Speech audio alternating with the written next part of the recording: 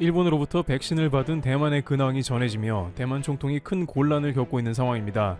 대만은 지금까지 국가 봉쇄를 통해서 전 세계에서 가장 방역이 뛰어난 국가 중 하나로 평가되었습니다.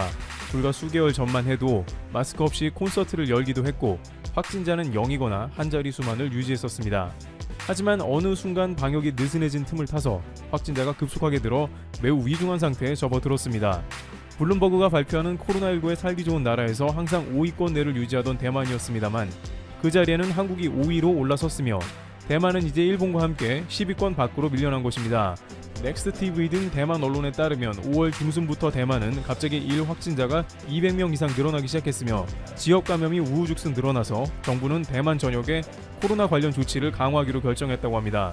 대만 위생부는 지난 5월 15일부터 타이베이와 신데이 지역에서만 실시하던 3급 방역 경계 조치를 전역으로 확대 발령했으며 대만 전 지역에서 외출 시 마스크 착용이 의무화되고 전시장, 영화관, 체육관 등 지금까지 자유롭게 이용하던 시설들도 모두 중지되어 대만 사회가 거의 멈춰버린 형국이 된 것입니다.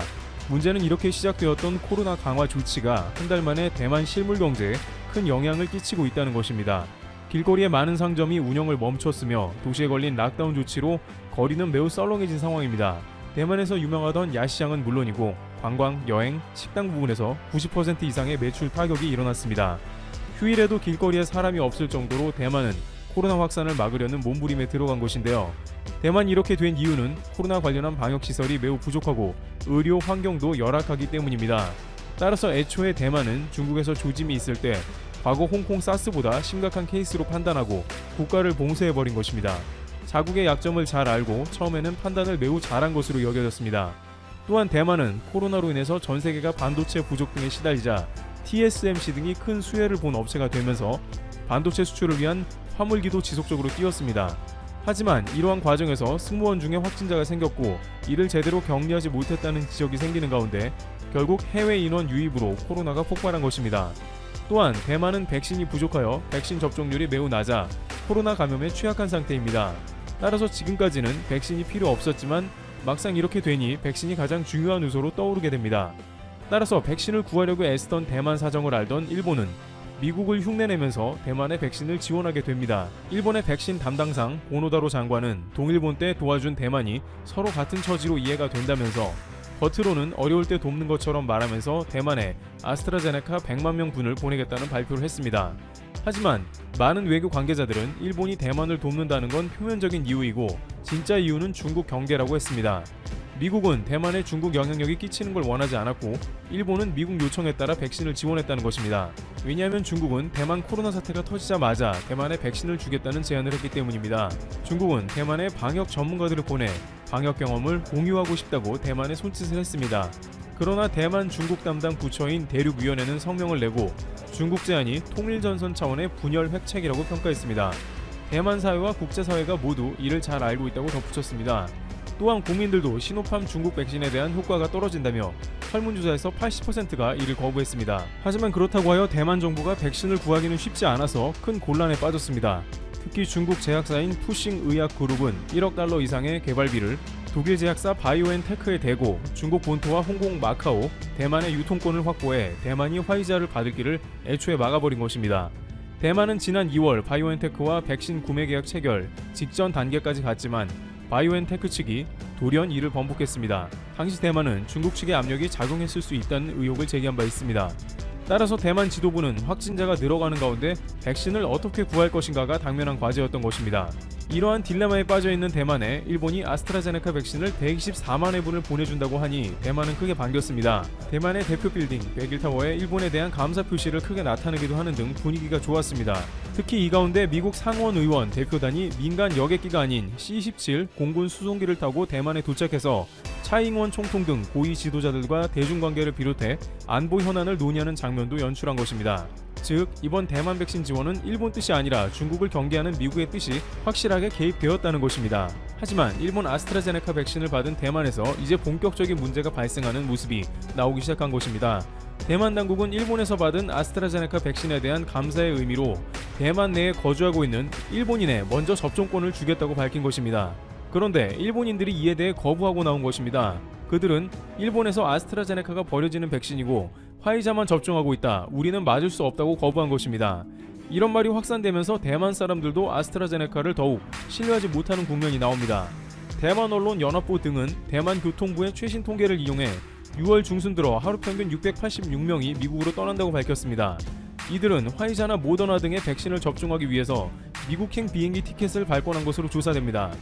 대만 내 백신 선호도를 조사해본 결과 화이자가 34%, 모더나 19%, 얀센 10%, 대만 메디젠 7%, 아스트라제네카가 4% 순서로 아스트라제네카는 중국 시노팜 1%에 이어 가장 인기가 없는 백신이 되어버린 형국이 된 것입니다.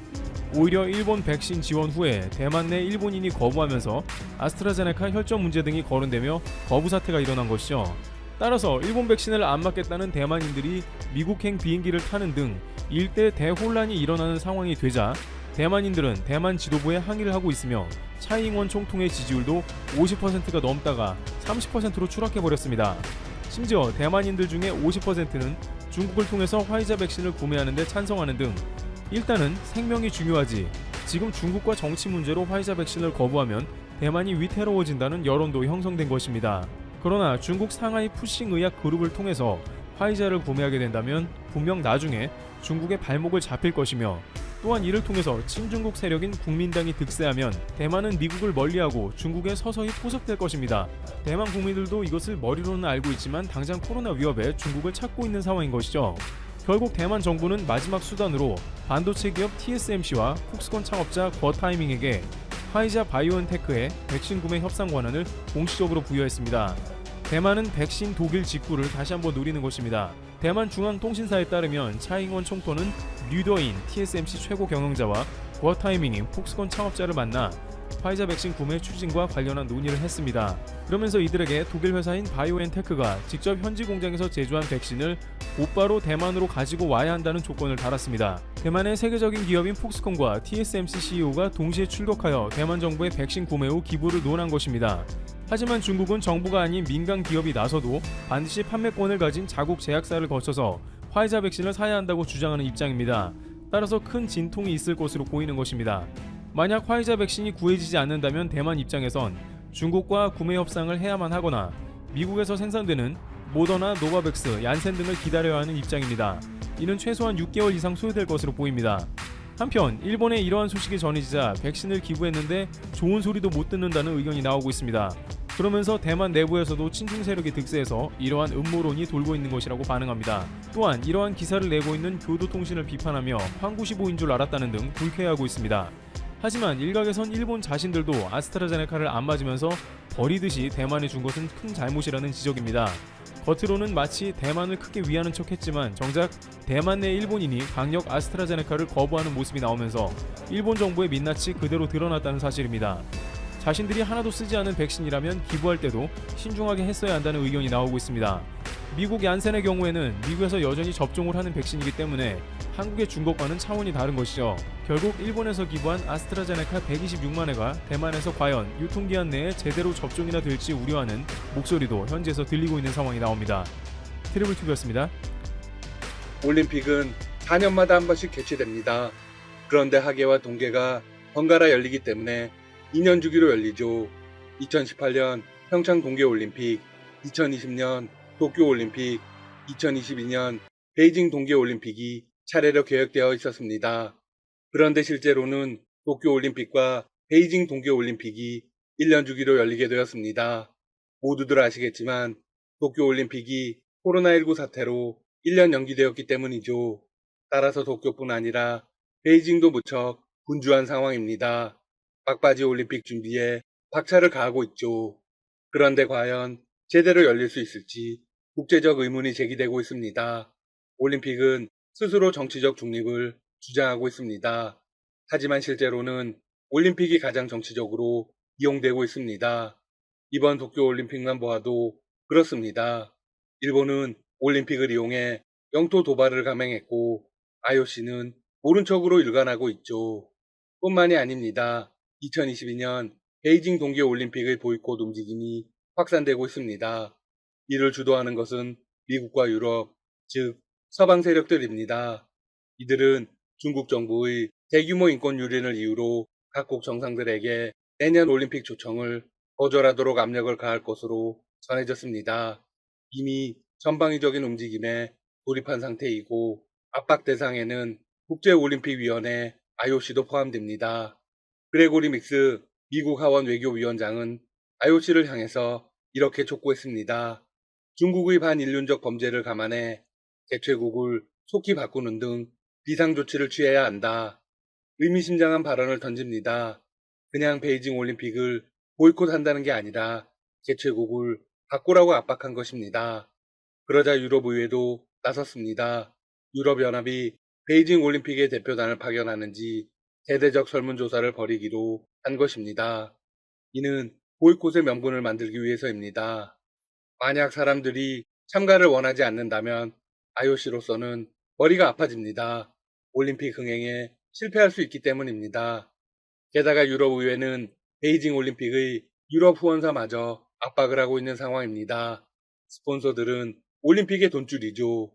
이들이 부정적으로 나서면 올림픽의 성공은 기대하기 어렵습니다. 몇몇 국가들은 더 적극적인 움직임을 보이고 있습니다.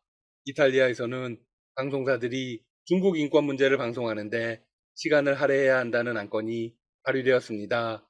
중국의 실체를 모두 까발리겠다는 것입니다.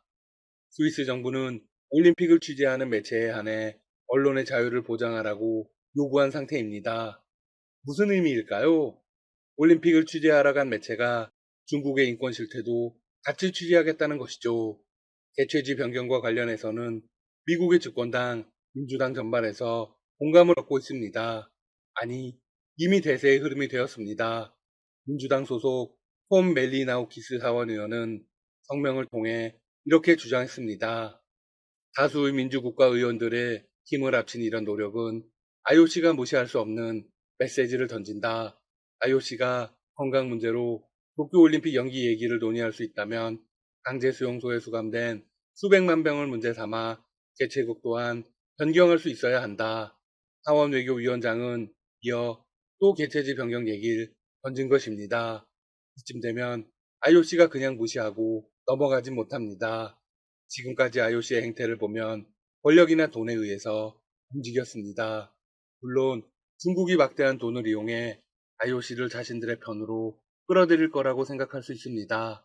하지만 그렇게 되면 국제기구로서의 모든 기반을 잃는다는 걸 IOC도 잘 알고 있습니다. 미국이 인권 문제를 가지고 보이콧을 주장하고 있기 때문에 IOC는 반박할 수 있는 카드가 거의 없습니다. 인권 유리는 올림픽 정신에 완전히 위배됩니다. 사람들은 생각하게 되겠죠? 도대체 누굴 위한 올림픽인가? 중국의 발전을 도와주는 올림픽에 불과하지 않을까? 아마 도쿄올림픽이 끝나면 보이콧 움직임은 훨씬 거세질 것이 분명합니다. 국제사회의 보이콧 움직임에 중국도 반격에 나섰습니다. 중국의 외교부 대변인은 곧바로 기자회견을 열고 이렇게 주장했습니다.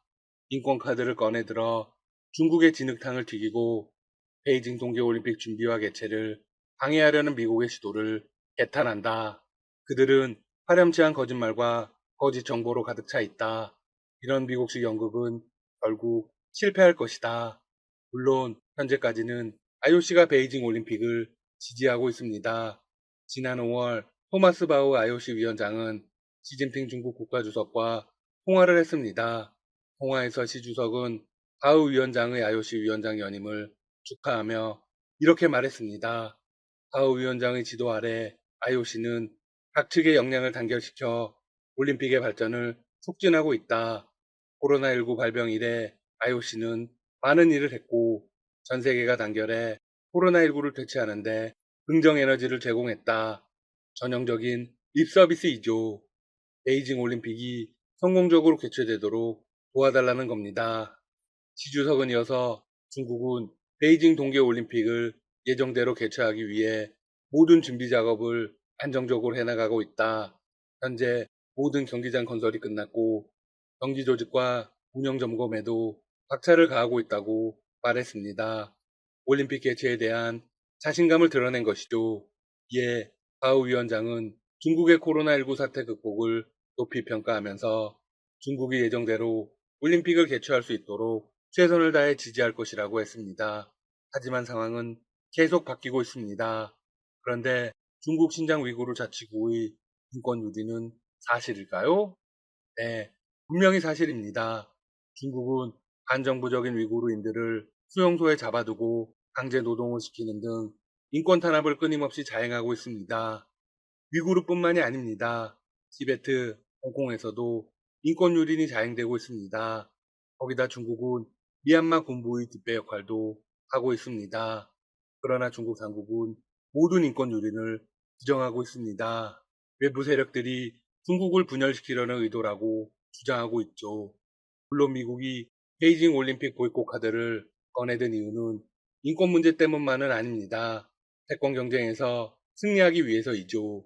네, 앞서 말씀드렸듯 정치적 이유가 아주 크다는 것입니다. 미국으로서는 좋은 명분을 만든 것입니다.